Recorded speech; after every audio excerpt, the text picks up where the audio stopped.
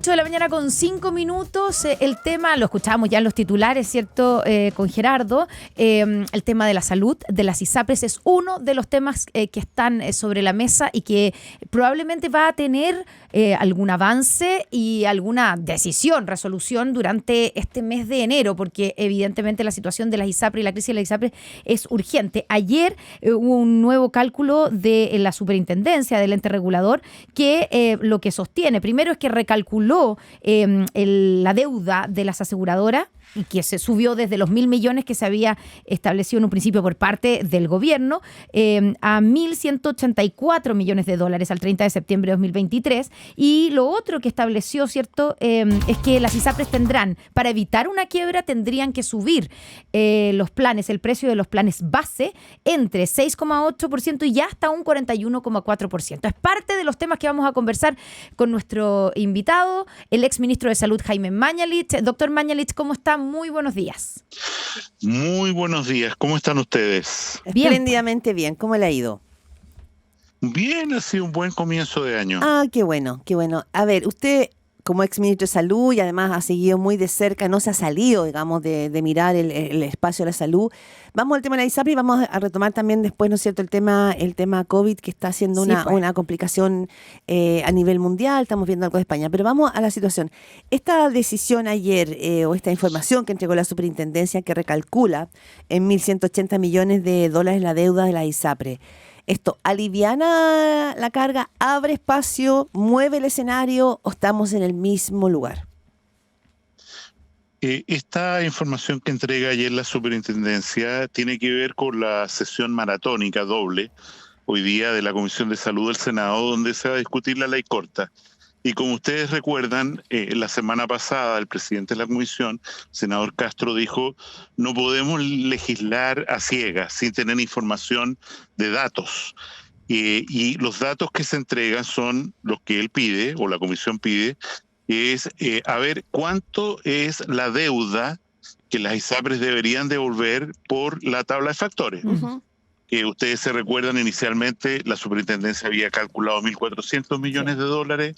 Los comisionados de expertos dijeron que en realidad eran 460 millones de dólares y el gobierno se inclinó por decir no pueden ser menos que 1.000 millones de dólares, que ajustados a hoy, son los 1.000 millones de dólares que habían sido puestos en la indicación de la ley corta, se actualizan a 1.180. Ya, o sea, es más de lo que el gobierno había proyectado y en este caso además sería el doble, ¿no es cierto?, de lo estimado por el comité técnico que había asesorado a los parlamentarios. Eso es. O sea, aumenta. Exactamente. O sea, primera respuesta, señores senadores, cuando ustedes quieren luz de números, el primer número que tienen que tener en la mente es que lo que hay que devolver en la forma que sugiere la ley corta, 10 años con una cuenta corriente a nombre de cada uno de los contratantes de las ISAPRES, que se pueden cobrar por vía de dinero o de excedentes de salud, o sea, copagos, etcétera.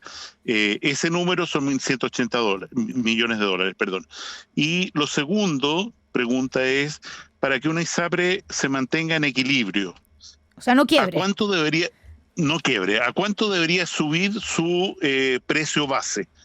Entonces esa respuesta es la que se entrega ayer. Dice, mire, oscila, depende de la ISAPRE, pero está entre, digamos, 10 y 40% de aumento del precio base.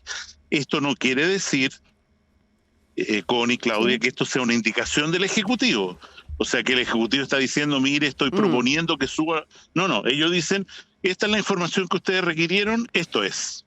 Ya, y con eso entonces, con ese panorama, y ahí viene la pregunta de qué debiera pasar hoy día, digamos, porque cómo estas cifras, porque en cuanto a la deuda, esto significa que o se mantiene más o menos la situación que teníamos o empeora para las ISAPRES, ¿cierto? La cantidad de plata que tienen que devolver. Y en cuanto a el equilibrio o el dato de cuánto debieran subir los planes bases para mantener ese equilibrio, que como usted dice, no es una indicación, pero es una información, digamos, en base a números, significa entonces que en la ley corta lo que debiera ocurrir también es que se le permita a las ISAPRES subir sus planes bases en este porcentaje. Imposible. Ya. Cosmi. Entonces, ¿cómo? Entonces, O sea, bueno, imagínese que- porque eso significa además que imagínese la que- mitad de los afiliados tendrían que salirse de la ISAPRE, así por hacer un cálculo rápido, ¿o no? Lógico, o sea, imagínese usted que se adelantó parte de la ley corta a través de este artículo 99 misceláneo de la ley de reajuste, en el cual se señala que lo que determinó la Corte Suprema, que no se iba a cobrar un aumento de valor por tabla de factores a niños menores de 2 años, se va a trasladar al precio base. Y segundo, se va a adelantar el momento del reajuste que debería ser efectivo en el mes de junio, se va a adelantar a marzo. Eso ocurrió ya y es ley, Sí. que era parte de la ley corta. Ustedes recuerden, mejor que yo, cómo fue la tramitación de ese artículo 99, sobre todo en la Cámara de Diputados, en que el ministro Marcel, la ministra Aguilera fueron tratados de la peor manera. Entonces, no hay ninguna posibilidad de que el Parlamento, sobre todo la Cámara de Diputados, autorice por ley un aumento de la magnitud de lo que estamos hablando. O sea, eso no va a ocurrir. Entonces Pero, debiéramos esperar. Sí. pero yo creo que acá hay algo para tratar de entender, porque esta es una discusión sumamente técnica, señor Mañalich, usted lo sabe bien, y nos están escuchando muchas personas que están afiliadas a ISAPRE, incluso personas que están en el servicio público y dicen, bueno, quizás acá se nos va a venir una montaña, ¿no es cierto?, y va a complicar o colapsar el sistema. Por una parte, el superintendente de salud, don Víctor Torres, decía que esta proyección que hacen lo que viene a dar es tranquilidad, y dice que da una tranquilidad, ¿no es cierto?, que la extiende hasta los meses de mayo o junio. Es decir, lo que pone con esto son los paños fríos, corre el horizonte. Y al escucharlo a usted es como que viene aquí una catástrofe inminente. Entonces, ¿en qué punto de la crisis estamos para poder explicarle a la opinión pública y que no sea, digamos, la discusión técnica que se está dando y se va a dar hoy día en el Congreso? Sí, yo creo, o sea, estoy seguro de lo siguiente. Primero, la ley corta de ISAPRE está mal llamada porque esta es en realidad una reforma FONASA. El grueso y la indicación que fue entregada el día viernes, el grueso de esta ley corta es fortalecer FONASA, entregar más recursos a FONASA y permitir que FONASA licite una modalidad de cobertura complementaria a través de darle a FONASA la potestad de licitar seguros con compañías de seguros. Ya, usted ha sostenido eso desde hace mucho. Ese es el eje de la ley corta. Y quiero señalar, tiene una implicancia gigantesca que nadie ha relevado, y es que se genera un control de los seguros de vida, de salud, o sea, los seguros complementarios de salud, colectivos, los que hoy día tenemos, a través de la Superintendencia de Salud, cosa que hoy día no ocurre. O sea, se le da a la Superintendencia de Salud de involucrarse en algo que era terreno exclusivo de la Comisión del Mercado Financiero, el control de las aseguradoras, y pone condiciones de no reajuste, de no término el contrato, y en segundo lugar termina con la libre elección de FONASA.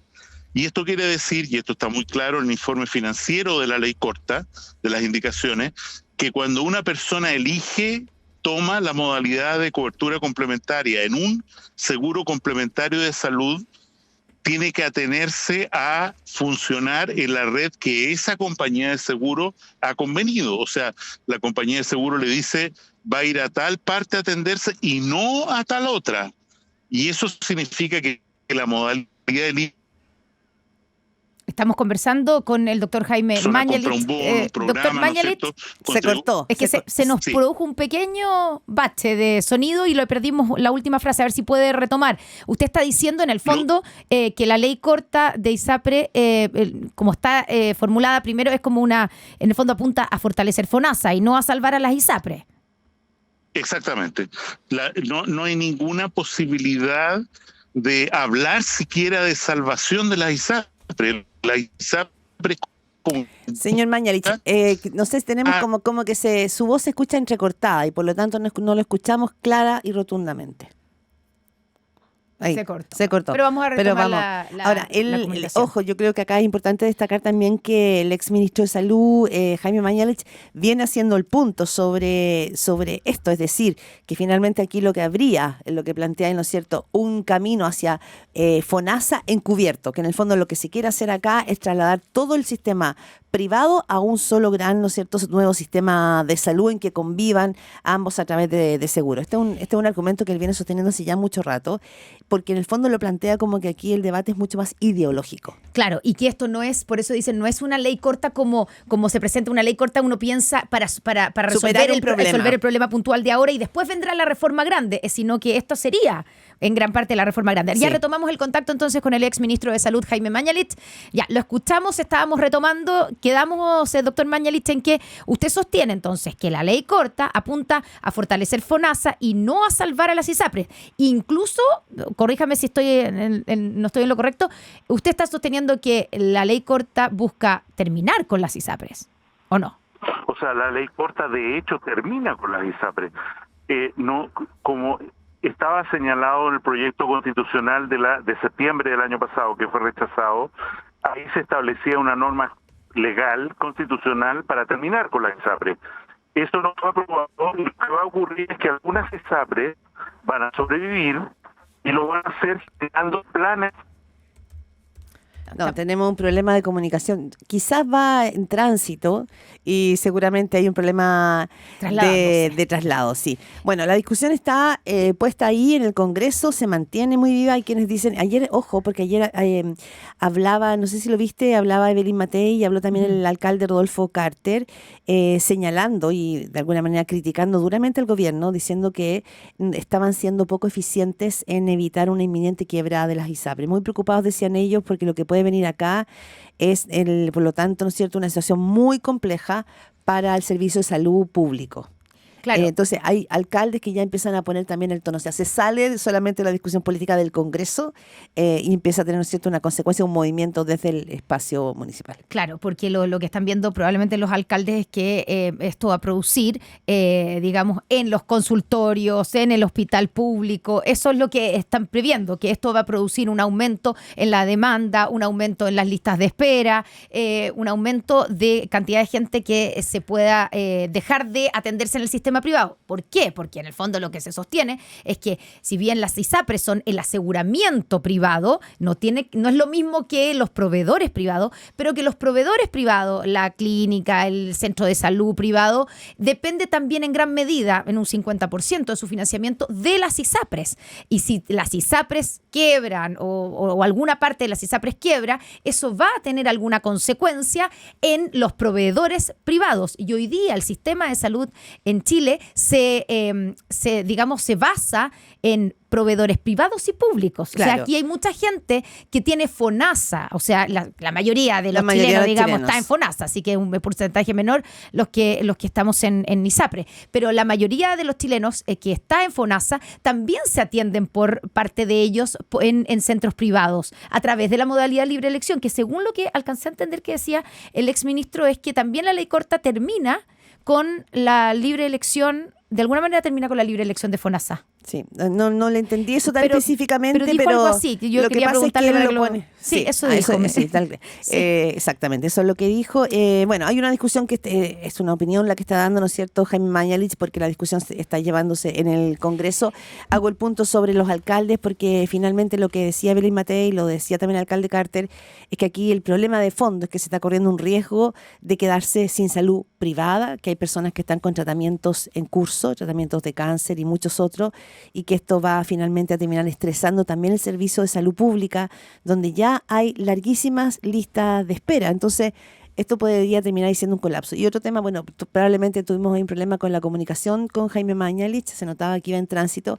El segundo tema que me parece importante, porque seguramente muchos de ustedes ya han empezado a saber de personas cercanas que están con COVID, lo que pasa es que ya no genera la alarma que generaba. No, estoy con COVID, me ha tocado a mí tres o cuatro personas, y es que ya hay países que están empezando a implementar nuevamente mascarilla obligatoria en hospitales y centros sanitarios. Aquí se había levantado esa restricción justamente por el aumento del coronavirus, con una nueva Hay variante. una nueva variante, sí, que es ese es mucho el peor. problema y que dicen que es, claro, que es mucho peor y que tiene preocupados al hemisferio norte siempre con respecto al coronavirus. Si primero ocurre, primero afecta al hemisferio norte en el invierno actual O sea, de en ellos. el fondo lo vemos venir. Claro, lo es vemos como venir. siempre tenemos la película en futuro con esto. Exactamente. Y el problema, y lo dijo ayer o antes de ayer el Pirola exministro... se llama, la nueva cepa. Exactamente. Pirola. Pirola. Mira el nombre. Y el otro tema es la vacunación. Eso el es el llamado. punto, eso iba a decir, porque el exministro Jaime Mañalit, nuestro entrevistado,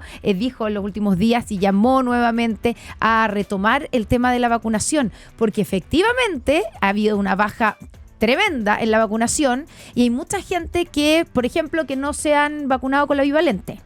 Ahora, también hay un problema como de información, porque, por ejemplo, a mí me pasó que no me vacuné porque habían dicho que era para un cierto grupo, la bivalente, me dio COVID, y el doctor me dijo, es evidente que tú ya no tenías la cobertura de las antiguas 4, ¿cierto? Del esquema de los 4, pero no me tocaba otra, entonces ¿cuál me pongo? Y claro, ahora dicen hay que esperar la nueva, la que corresponde. Pero el llamado es a las personas, más bien de las personas que tienen una situación más crítica, y en ese sentido hay muchas personas que de alguna manera, y la mente lo entiende, se desconectaron. El cansancio, las vacunas, sí o no, y lo que pasa es que la nueva variante probablemente no va a hacer tanto pie en nuestra mente porque hemos estado cansados de eso, la fatiga pandémica que todos conocemos.